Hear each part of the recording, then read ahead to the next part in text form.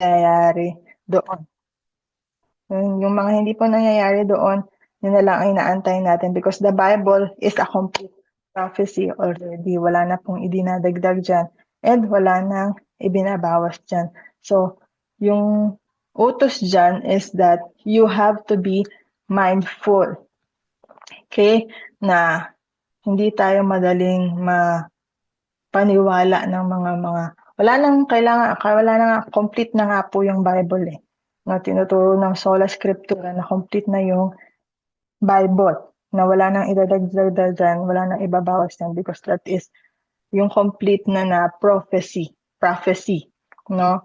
Na yung mga nabanggit dyan na hindi pa nangyayari, yun, naantay na lang natin na mangyari. So wala nang bagong prophecy na kailangan tayong abangan or mapakinggan pa. So, that is saan authority yung Bible natin or yung Bible. Again, it is authority for salvation and Christian living. It is authority for our conduct in the house of God kung paano tayo sa loob ng church. It is our authority for our doctrine, no, kung ano yung mga beliefs natin, no, rooted dapat siya sa Bible, and also its authority. It's the only authority in prophecy. So kung ano yung nasusulat sa Bible, yun lang yung mga inaantay natin na mangyari pa. Okay? And aside from it is the final authority for the church, it's also yung final word for the church. Okay? No, this is in relation to dun sa the only authority in prophecy. Kasi if you're going to read Revelation 22 verses 18 to 19, no? Ang sabi po diyan, for I testify to everyone who hears the words of the prophecy of this book, if anyone adds to these things, ano sabi? God will add to him the plagues that are written in this book. No, nabasa niyo po yung mga plagues sa Revelation, no? Marami pong revelation, maraming plagues na banggit diyan. Sabi ng verse na to, God will add to him the plagues that are written in this book. And if anyone takes away from the words of this of the book of this prophecy, God shall take away his part from the book of life, from the holy city, and from the things which are written in this book. So, nakita niyo po yung warning na verses na ito about those who would add sa mga nandito sa Bible and kung sino yung mga magbabawas na mga words from this book. Kasi nga kumpleto na siya eh. So, kung mapapansin nyo po, ito pong part na to, these are the last verses of the Revelation. No? And parang last verses siya ng last book in the entire 66 books na inspired by God and placed in their order. So, imagine niyo po kung ito pong Revelation part na to ay ilagay sa gitna. No? Ano kayang confusion ang maidadala nito sa atin. So, mapapansin niyo po, even yung arrangements ng books in the Bible ay inorganized ni God. Okay? They are placed under the direction of the Holy Spirit. Kasi nga, in order na to eh. Like, tinuturo na to, inarrange siya in their order inspired by God for the very purpose na maintindihan natin siya na from the Old Testament, ito na yung New Testament, and then yung Revelation, no, ito yung mga mangyayari pa in the future. Okay? So, tinuturo dito na yung Bible complete na. Bakit siya nasabi na final word for the church? No? Because ito na yung kompleto kailangan mong malaman. Okay? About the Bible. No, wala ka nang kailangan pang i-search no sa Google no na pwedeng idagdag o pwedeng ibawas diyan. Okay? Kasi may warning nga yung Panginoon about those who will add or those who would take away words from the book. Okay? So, all in all po, ano ang sinasabi nitong biblical authority? So, this just simply means na the Baptist, tayo mga Baptist, no, Baptists believe that the Bible is the sole rule for faith and practice. Okay? Lahat ng in relation to our faith and how we conduct ourselves as Baptist believers, ang basis natin dyan or ang sinusunod natin is the Bible. So whatever the Bible affirms, Baptists accept as true. Ayun po yung ibig sabihin ng biblical authority. Naiintindihan po ba natin? Nasusundan po?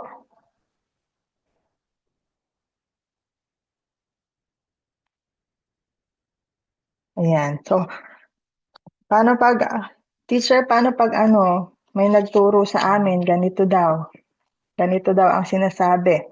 So again, no, lagi kayong babalik sa Bible. Pag-aralan natin, kagaya ng mga Bereans, no, everyday sinearch nila yung scriptures to find out if yung mga naririnig nila ay tama or according to the Bible.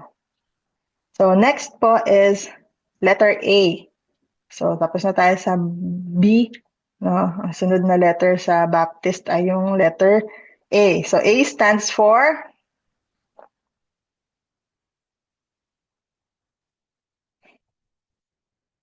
B, A.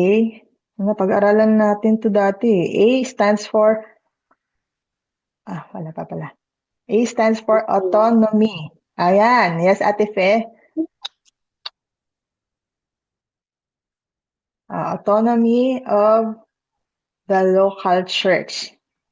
Okay, so A stands for autonomy of the local church. So ano muna yung, bago natin pag-aralan yan, ano muna yung ibig sabihin ng term na autonomy?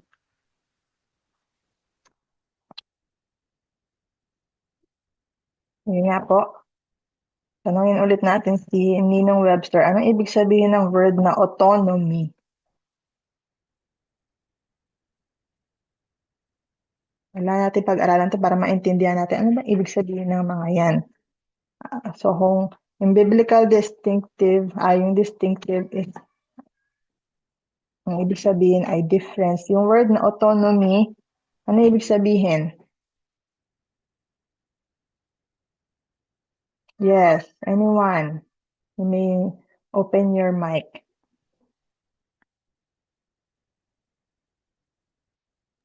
Self-governance or personal freedom. Okay, self-governance or personal freedom. So, anong tinuturo dyan, no? Bakit sinabing autonomy of the local church? Ibig sabihin niyan is that all human authority for the doctrine and practice within the local church. Sabi dyan, all human authority for doctrine and practice within the local church lies within the local church itself. Ibig sabihin, yung local church or yung mga Baptist church is completely self-governing, no? Or hindi sila subject to any external control. Even yung external influence na in-expose nila yung sarili nila ay pinipili din nila or nililimit din nila. So, depende kung mag-a-agree yung local church. So, ibig sabihin ng autonomy of the local church, yung Baptist church is completely self-governing. Yung government natin ay within the church. Okay? So, ano yung sinasabi ng Bible tungkol sa autonomy of the local church? So, tingnan po natin yung Matthew 18:15 to 17.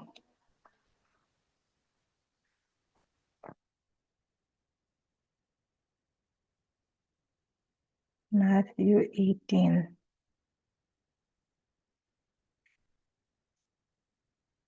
Ayan, 1850. Sabi po dito ang nagsasalita po dito ay si Jesus Christ.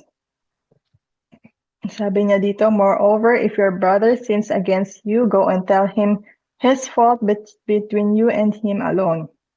If he hears you, you have gained your brother. But if he will not hear, take with you one or two more, that by the mouth of 2 or 3 witnesses every word may be established.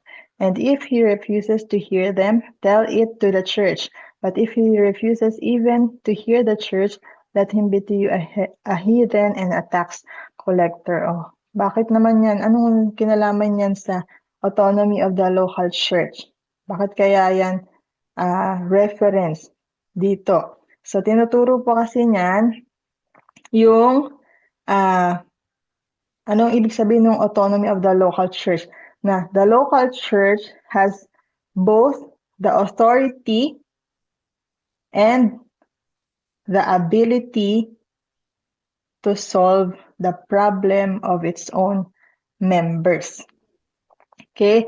Kaya to binigay na verse, no, hindi lang to process to discipline, but this is also an implication na yung church has the authority and responsibility na or ability na mag-solve ng problem of its own members. No, si Jesus Christ mismo ang nagsalita dito. So, and direct niyang kinocommand to sa mga particular na participants yung verses na to, na sabi niya, if your brother sins against you, no, punta ka sa kanya. If he will not hear, take with you 2 or more, or take witnesses, na that every word may be established. Kapag hindi nakinig, tell it to the church. No, wala diyan sinabi, pag may problema kayo sa loob ng church, punta kayo sa barangay, doon kayo mag-usap. Hindi ganun yung sabi ng Bible. Sabi ng Bible, no, ang authority, if the problem is inside the church, no, ang mag-aayos niyan is inside the church as well. Kasi nga, ang authority ng local church lies within the local church itself. No? Na meron tayong mga tinutukoy na ina-identify na leaders of the church. So, doon kayo. Yun yung tinuturo ng verses na ito. This is also affirmed by 1 Corinthians 6:1-8. Sabi po sa 1 Corinthians 6:1-8, no? Ito po yung, tama ba ako? 1 Corinthians 6:1-8.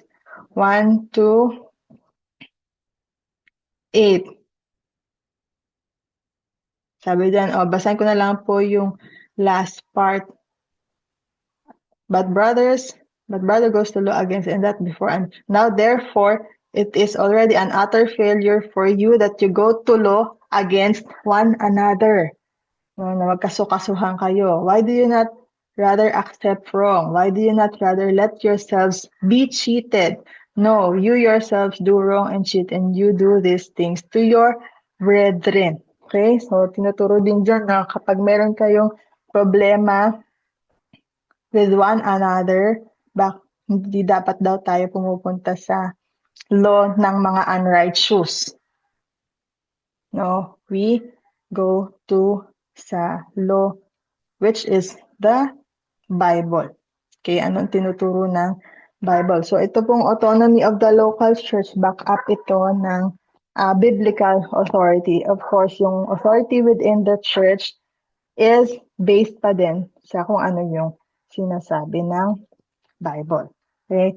So, another verse na titingnan po natin is in Acts 6:1-7.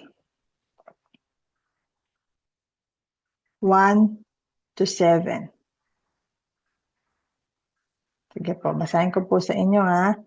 Acts chapter 6, verses 1-7. Ito na po yung nangyayari na dumadami na po yung mga churches. So now in those days, when the number of the disciples was multiplying, there arose a complaint against the Hebrews by the Hellenists because their widows were neglected in the daily distribution. So Then the 12 summoned the multitudes of the disciples and said, "It's not desirable that we should leave the word of God and serve tables. Therefore, brethren, seek out from among you 7 men of good reputation, full of the Holy Spirit and wisdom, whom we may appoint over their business." So ano po ang tinuturo dyan about the autonomy of the local church? So the local church that has not only the authority to solve the problems of its own members, but also the local church has the authority and responsibility to appoint its own leadership. No, kagaya ng ginawa dito, na pumili sila ng 7. No, pumili sila ng 7 men na may qualifications pa din. 7 men of good reputation, full of the Holy Spirit and wisdom, whom we may appoint over this business. Tapos pinili po nila yung mga 7 men, sila Stephen, si Philip, si Prochorus, Nicanor, Timon, Parmenas, and Nicholas. So, tapos after po noon, the word of God spread and the number of disciples multiplied greatly in Jerusalem, and a great many of the priests were obedient to the faith. Kaya po, halimbawa, kagaya ng sitwasyon natin, di ba? Hindi lang tayo basta-basta nagtatawag ng pastor. Okay? No, we seek yung congregation na, ganito, para sa inyo, okay ba to si pastor ganito? Okay ba to si pastor ganito? No? So, bago tayo pumili ng mga leaders of the church, no, sinisik natin yung buong local church. Kasi, yun nga yung ino-honor natin, yung authority ng local church. Okay? If hindi mag-agree ang majority ng members of the church, then hindi natin yun i-push through. And every decision na gagawin inside the church, dapat sinisip. No? Or halimbawa, especially when it comes to the leaders of the church, no? Dapat pinagkakasunduan ng members of the local church. Okay, now it does not mean na hindi na kayo susunod sa deacons and pastors. But syempre, may tinuturo din ang Bible dyan. But again, ang tinuturo dito, ang decision within the church is collective decision ng entire local church. Nasusundan po ba natin? Okay. So, yung local church may authority na mag-solve ng problem of its own members. Also, ang local church may authority and responsibility to appoint its own leadership. And also, sa Acts 3, tingnan po natin yung Acts 3. Acts chapter 3, verses 1 to 3.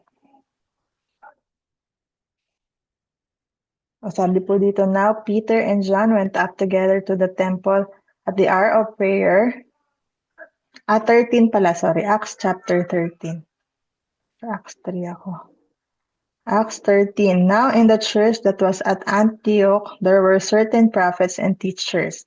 Barnabas, Simon, who was called Niger, Lucius of Cyrene, and had been brought up with Herod the Tetrarch, and Saul. As they ministered to the Lord and fasted, the Holy Spirit said, now separate me to Barnabas and Saul for the work to which I have called them. Then, having fasted and prayed and laid hands on them, they sent them away. So, not only meron tayong authority and responsibility to appoint our own leaders, but also meron din authority and responsibility ang church to commission and send out missionaries, kagaya ng ginawa dito kay Barnabas and Simeon. Okay? So, yung local church has the authority and responsibility to commission and send out missionaries, choosing to whom it desires to support. So even yung pag-send out ng mga missionaries, Ang nagde-decide dyan ay yung authority ng local church, no? Even yung pagko-commission and pag-send out ng mga missionaries, authority of the local church ang nagde-decide. So, halimbawa meron tayong gustong i-support na pastor or missionaries. Now, before we decide kung sino yon, no, the local church must agree kung sino yung iti-send out na yon or kung sino yung missionaries na isi-support natin, no? Kagaya ng sa church natin, 'di ba, yung mission, faith, promise natin. Its a purpose is para mag-support sa mga missionaries or sa mga missions, no? Yung mga organizations na sinusupport natin, dapat yung entire church aware sila kung sino-sino yun or nag-agree yung entire church na i-support natin yan, no? If hindi, no, then again, hindi natin yun gagawin kasi hindi sinuport ng local church. Well, may pwedeng i-encourage, no? Pero yung i-insist mo na kahit na ayaw ng local church, hindi pwede. Kasi nga, in-honor natin yung authority ng local church. So, ang form of government kasi natin ay congregational church government. No? So, madidiscuss yun sa mga susunod pa na distinctive eh. But yung congregational church government, no, ang tinuturo doon ay parang kung ano yung parang form of democracy din siya, na kung ano yung pinag-agrihan ng entire church or ano yung napagkasunduan ng entire church ng buong congregation, yun yung ina-acknowledge. No, walang higher governing body over each individual church. Parang yung congregational government or yung church government, parang ano siya, yung members of the church ay nagvo-vote sa lahat ng major decisions without any influence from any outside the church. So, yun po tayo. Kaya, paulit-ulit na sinasabi ko na if hindi nag-agree yung majority of the church members, no, hindi natin yun i-acknowledge. Yung isang decision hindi mangyayari without the agreement ng majority of the church, especially if it's a major decision. So, yun po. Naiintindihan po ba? Alright. So, and then, the last verse po na titignan natin is in Acts chapter 5, verses 1 to 5. 1 Corinthians pala, sorry. 1 Corinthians chapter 5, verses 1 to 5.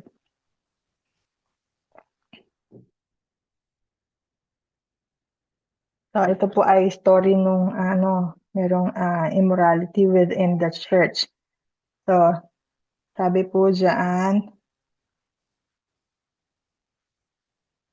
it's actually reported that there is sexual immorality among you, and such sexual immorality as is not even named among the Gentiles, that a man has his father's wife, and you are puffed up and have not rather mourned that he who has done this deed might be taken away from among you. For I indeed, as absent in body but present in spirit, have already judged, as though I were present, him who has so done this deed. In the name of our Lord Jesus Christ, when you are gathered together along with my spirit, with the power of the Lord Jesus Christ, deliver such a one to Satan for the destruction of the flesh, that his spirit may be saved in the day of the Lord Jesus.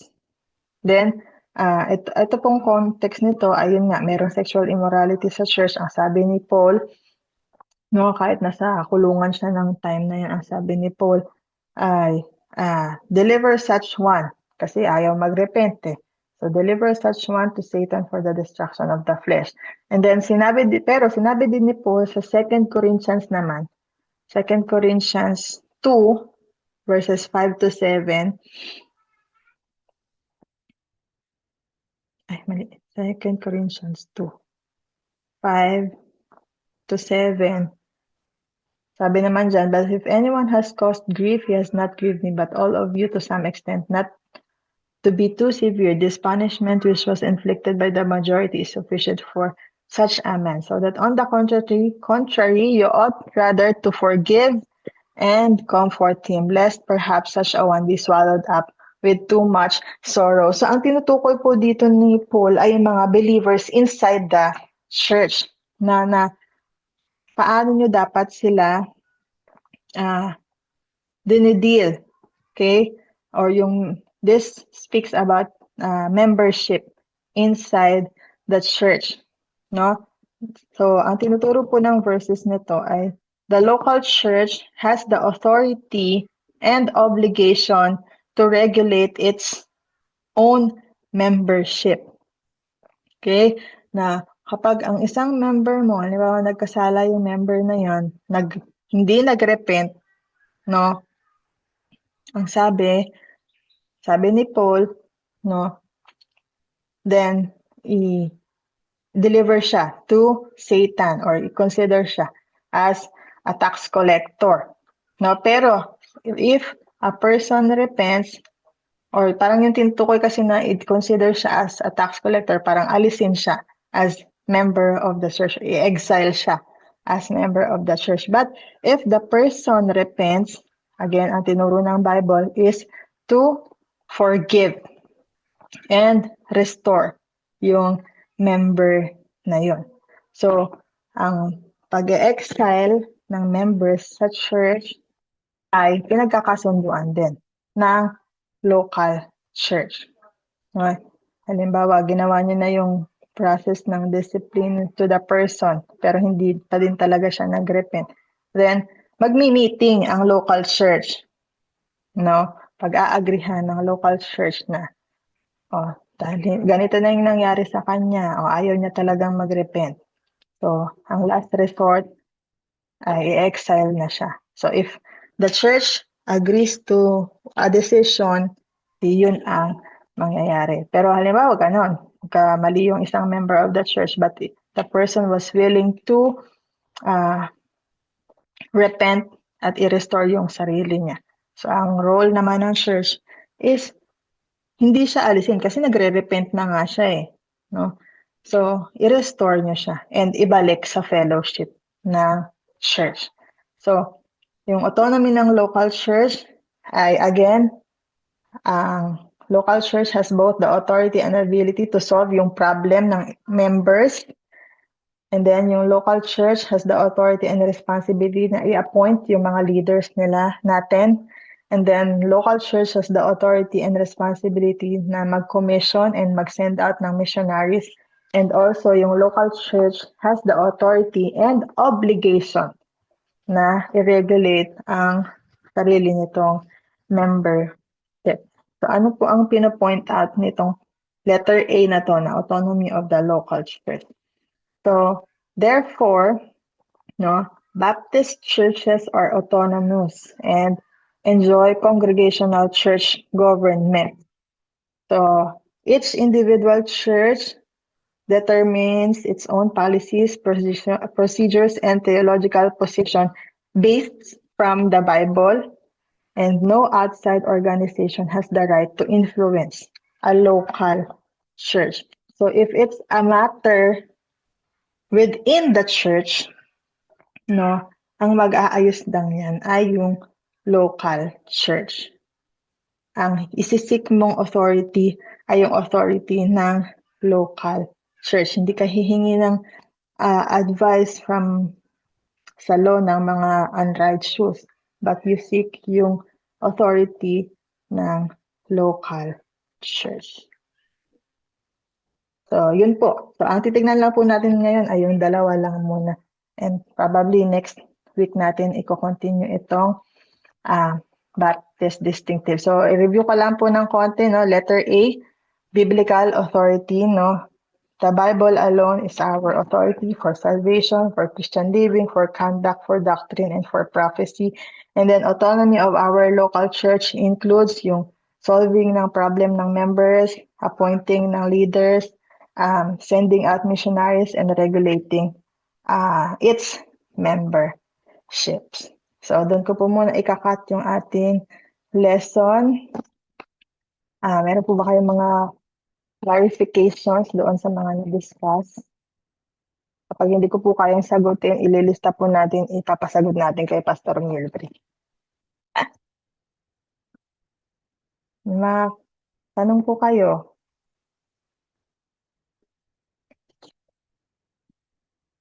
Nakakakaba naman katahimikan niyo. Parang grabe yung pag-iisip niyo ng tanong niyo, ah.